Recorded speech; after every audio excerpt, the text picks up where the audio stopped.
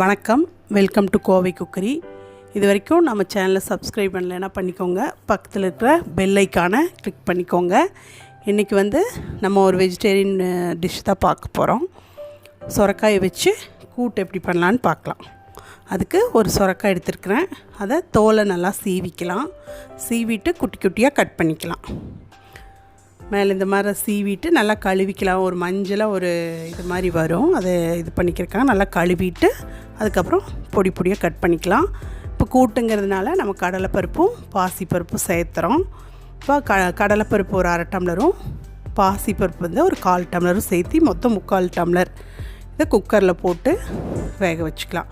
அது கூட 3 தக்காளி, அதாவது ஒரு 1/2 கிலோ சொரக்காய்க்கு நான் இந்த ரேஷியோ போடுறேன். தக்காளி ஒரு 3 மீடியம் சைஸு, 3/4 டம்ளர் பருப்பு போட்டு கட் பண்ணி போட்டு, அதாவது ஷேப்பெல்லாம் தேவையில்லை, ஏன்னா வேகும்போது உங்களுக்கு கரைஞ்சிரும், அதனால் வெட்டி போட்டாச்சு. ஒரு 6-7 பல் பூண்டு தட்டி போட்டுக்கோங்க. அவ்வளோதான். நம்ம குக்கரை மூடி வச்சுட்டு மூடி ஒரு 2-3 விசில் விட்டுக்கலாம், அவங்கவுங்க குக்கரோட தன்மை பொறுத்து.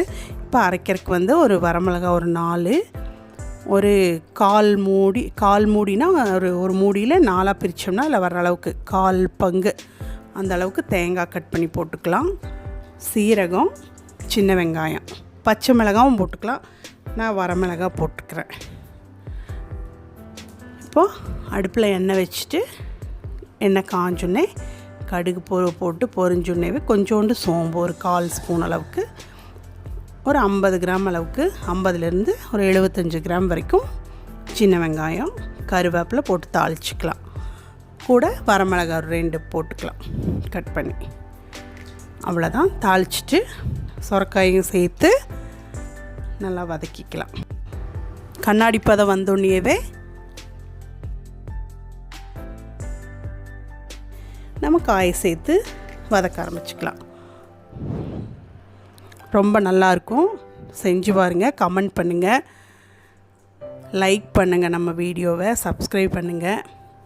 இப்போ சொரக்காய் போட்டாச்சு. கூடவே உப்பு, மஞ்சள் தூள் போட்டு நல்லா வதக்கிக்கலாம். நிறைய பேர் சப்ஸ்கிரைப் பண்ணாமல் பார்த்துட்ருக்கீங்க. சப்ஸ்கிரைப் பண்ணுங்கள். இப்போ இந்த மாதிரி வதக்கிட்டு நம்ம போடுற டிஷ்ஷும் நீங்கள் செஞ்சும் பாருங்கள். இப்போ நம்ம அரைச்சி வச்சதையும் உள்ளே ஊற்றிடலாம். நல்லா ஒரு இதில் காமிச்சிருக்கிற சுமார் 2 நிமிஷம் இது பண்ணிவிட்டு ஒரு 3-4 நிமிஷம் நல்லா வதக்குங்க. இப்போ இதை ஊற்றி வேக வைக்கும்போது கரெக்டாக இருக்கும். வேகும்போது உப்பு எல்லாமே பிடிச்சி கரெக்டாக வரும். இப்போ நம்ம அரைச்சி வச்சதையும் ஊற்றுறதுனால எல்லா காரம், உப்பு எல்லாமே உங்களுக்கு டேஸ்ட்டுக்காக எல்லாமே உள்ளே சேரும்போது அந்த டேஸ்ட் கிடைக்கும். ஒரு 5 நிமிஷம் நல்லா வதக்கிடுங்க காயை. அது தண்ணி காய் தான், அதனால் ஒரு 5 நிமிஷம் வதக்கும் போதே உங்களுக்கு ஒரு 1/2 பதத்துக்கு நல்லா வெந்திருக்கும். இப்போது அந்த நம்ம அரைச்சி வச்சதை ஊற்றி ஒரு 5-6 நிமிஷம் நல்லா மூடி போட்டு வேக வச்சுட்டு, இப்போ தண்ணியெல்லாம் சுண்டி வரப்போகும்போது நம்ம வேக வச்சுருந்துருக்கிற கடலைப்பருப்பும் பாசிப்பருப்பு, தக்காளியெல்லாம் போட்டு வேக வச்சுருந்தோம்ல, அது இந்த மாதிரி தண்ணி அளவாக ஊற்றிட்டு நம்ம வேக வைக்கும்போது இந்த மாதிரி கெட்டியாக கிடைக்கும். இப்போ அதை நம்ம உள்ளே சேர்த்து நல்லா கலந்து விட்டுக்கலாம். இந்த மாதிரி கெட்டியாக வேணும்னா கெட்டியாக எடுத்துக்கலாம், இல்லைன்னா கொஞ்சம் தண்ணி விட்டு அது சாப்பாட்டுக்கு போட்டு பிணைஞ்சி சாப்பிட்ற மாதிரி கூட இதை வச்சுக்கலாம். சாம்பார் வைக்காத அன்றைக்கி கூட இதுவே போதும். சாதத்துக்கு கூட பிணைஞ்சி சாப்பிட்டுக்கலாம். கொஞ்சம் நெய் விட்டு சாப்பிட்டிங்கன்னா சூப்பராக இருக்கும். இந்த மாதிரி பண்ணிவிட்டு கொஞ்சம் தண்ணி விட்டுக்கலாம். ஏன்னா நம்ம இந்த பருப்பு போட்டிருக்கிறதுனால சீக்கிரம் கெட்டியாயிரும்.